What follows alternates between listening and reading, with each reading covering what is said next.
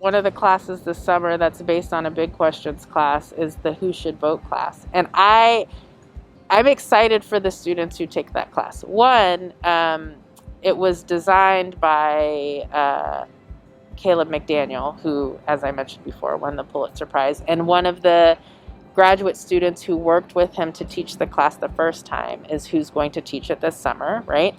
And the class, when they taught it during the semester, had a vast majority not humanities students in it, right? Which again, I think points to, I know Rice has a reputation for having really strong science and engineering programs, but quite selfishly, I must insist on reminding people our humanities programs are very highly ranked, have very eminent faculty in them as well.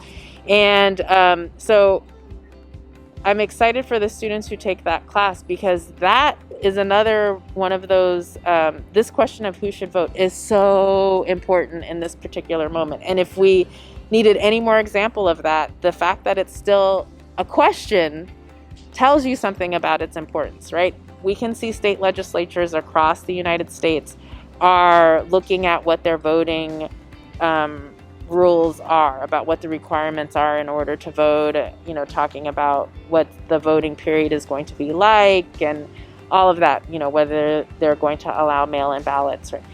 So that question is not an old question or a dead question. It's certainly a very present question, who should vote?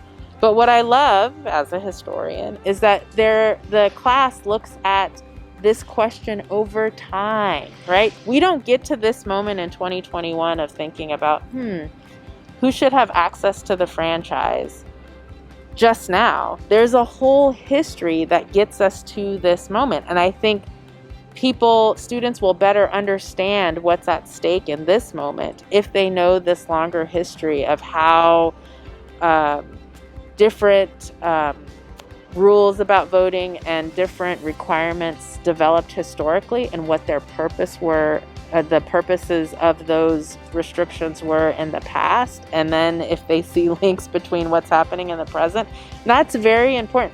Voting is such a fundamental right of citizenship in this country.